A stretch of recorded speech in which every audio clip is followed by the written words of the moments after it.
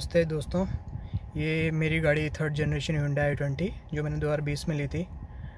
Almost 2.5 साल होने को हुए हैं इसे लिए हुए, और 25,000 कंप्लीट कर चुकी है ये। तो मैंने सोचा इसका मैं एक ओनरशिप रिव्यू, और मैंने इसको काफ़ी चला चुका हूँ अब, चाहे वो पहाड़ों पे हो, प्लेन्स पे हो, या फिर राजस्थान साइड भी जहाँ गर्मी बहुत पड़ती है वगैरह। तो फिर अब मैंने सोचा रिव्यू बनाता हूँ मैं इसका, ताकि जिससे ये कोई प्लान कर रहा है अगर Hyundai i20 तो उसे सब पता रहे इसके प्रोज एंड कॉन्स के बारे में। तो मैं ज़्यादा समय बर्बाद नहीं करते हुए सीधा प्रोज पे बोलता हूँ कि प्रोज पहले बताता हूँ मैं। इस गाड़ी में आपको मतलब पूरा लग्जरी फील तो पूरा देगी है, मतलब किसी प्रकार की कोई कमी है नहीं इसमें, चाहे वो प्लास्टिक क्वालिटी हो, चाहे फिट एंड फील हो, एवरीथिंग इज़ ग्रेट। मतलब अभी तक 25,000 ये चल चुकी है, और कोई डोर्स या कोई पैनल ऐसे चरचराहट की आवाज़ से आती ही नहीं है। तो उस मामले में मैं Hyundai को इस मामले में पूरे मार्क्स दूंगा, क्योंकि जो फिट एंड फिनिश है इस गाड़ी की वो आउटस्टैंडिंग है, टू बी ऑनेस्ट।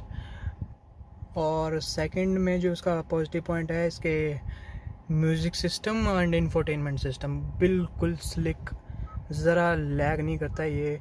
म्यूज़िक जो बोस के स्पीकर्स आते हैं ये टॉप मॉडल में, तो उसमें चाहे आप जितनी देर तक म्यूज़िक सुनो तो आपका मतलब सर दर्द होता ही नहीं है। इतना सूदिंग सा बेस है, ना ज़्यादा ना कम। एंड फ्यूल एफिशिएंसी वो पर्सन टू पर्सन वेरी करता है। हाईवे में इसकी फ्यूल एफिशिएंसी बेहद अच्छी है। सिटी में आप कह सकते हो it's okay but according to me it's great. अभी मैं देखो सिटी में ड्राइव करके आया तो 15.8 दे रही है मुझे ये 30 किलोमीटर में। और चंडीगढ़ में रहता हूँ मैं, तो फिर वहाँ पे वैसे भी बहुत रेड लाइट्स और ट्रैफिक होता है पीक आवर्स में, ऑफिस टाइमिंग्स में। ये 15.8 की माइलेज दे रही है, तो फिर according to me it is great. Mileage का ये है कि अगर आप 1 या 2 पर्सन ही गाड़ी में हो तो फिर अच्छी माइलेज दे देगी ये। बट अगर काफ़ी पैसेंजर हो, जैसे 4 to 5 जो कि कैपेसिटी है इसकी गाड़ी की, तो फिर अराउंड आप 14 के आसपास मान सकते हो सिटी में। और हाईवे में तो फिर तब भी अच्छी देती है, चाहे 18 से लेके 20 साढ़े 20 के बीच में, इतना ही इसका माइलेज रहता है हाईवे में। तो माइलेज के मामले में सेटिस्फाइड हूँ मैं इससे। और बाकी थोड़ी बहुत मैंने इसमें मॉडिफिकेशन भी करी है, जैसे मैंने LED वगैरह लगा दी है इसमें, थोड़ी ठीक लगती है, हीट अप नहीं होती वो इतना। एंड थोड़ा मैंने यहाँ भी पैडल्स भी क्रोम, जो थोड़ा स्पोर्टी फील के लिए मेरी अपनी तरफ से थोड़ी मॉडिफिकेशन है। Hyundai की जेन्युइन एसेसरीज हैं ये। और बाकी स्पेसिंग वगैरह, जैसे बॉटल्स वगैरह की, या फिर स्पेस कहीं भी कुछ भी, या फिर इधर, उसकी कोई कमी नहीं है। अच्छी वेल इक्विप्ड कार है ये। पॉइंट ये बताना चाहूँगा मैं कि जो इस गाड़ी में स्पेस है और कंफर्ट है, खास करके फ्रंट की सीट्स में, वो बहुत अच्छा है। मतलब seats are well equipped and पूरा सपोर्ट देती है ये आपको। और AC की चिलिंग तो है ही अच्छी इस गाड़ी में, मतलब ज़रा भी प्रॉब्लम नहीं आती है, जितना मर्जी बाहर का टेम्परेचर क्यों ना हो। और ठंडा भी ऑलमोस्ट 3 to 4 मिनट्स में कर ही देती है ये, मतलब क्लाइमेट कंट्रोल। अब मैं शुरू करता हूँ इसके जो कॉन्स हैं या फिर इसमें जो कमियाँ हैं। तो काफ़ी ज़्यादा चलाने के बाद काफ़ी डीप में है, मेरे को इसका पता है, नॉलेज की कमियाँ इसमें काफ़ी छोटी छोटी भी हैं और बड़ी भी बहुत हैं, जो आपके परचेज़ में इफ़ेक्ट कर सकती है। सबसे बड़ी कमी तो यही है कि बिल्ड जो है ये ग्लोबल एनकैप में 3 स्टार रेटेड है with unstable body shell integrity. तो वो बहुत ही ज़्यादा चुभता है मुझे खुद। मैंने 2020 में गाड़ी ली थी, तब ग्लोबल एनकैप ने इसे टेस्ट नहीं किया था। एक्सपेक्टेशन थी कि अच्छे स्टार या फिर बॉडी शेल एटलीस्ट स्टेबल तो होना ही चाहिए था। 2023 में जी रहे हैं हम, और वो बेसिक चीज़ सेफ्टी फीचर नहीं दे सकता एक कंपनी। मतलब बॉडी जो थोड़ी स्ट्रॉन्ग होनी चाहिए, that is basic of safety. बाकी बाद में ही काम आते हैं, जैसे 6 एयर बैग्स या फिर ESC EBD what ever it में भी, ये पैसिव सेफ्टी सिस्टम्स हैं। बट कभी भगवान ना करे अगर हो जाए इंसिडेंट एक्सीडेंट वगैरह जो भी, तो बॉडी अगर स्टेबल नहीं होगी, अगर ज़ोर से अगर टकरा गया कोई सामने वाला भी, अगर मेरी गलती भी नहीं हुई, सामने वाला अगर रैश ला रहा और वो मेरे साथ ठुक गया, तो फिर हम तो बेफालतू में ही चलो। पर ये है पॉइंट, सेफ्टी देनी चाहिए इनको, कम से कम स्ट्रक्चर स्ट्रॉन्ग होना चाहिए। इतना पे करते हैं यार लोग, 14 लाख पहुंच चुकी है अभी ऑन रोड, तो फिर इतना तो डिज़र्व करते हैं कि एक हैचबैक जो 14 लाख की है वो थोड़ा स्ट्रॉन्ग बनाए Hyundai। एंड सेकंड जो मैं कॉन्स बताऊंगा, इसका जो इंजन है, स्पेशली पहाड़ों में, हिल्स में, ये बेहद लैगी होती है।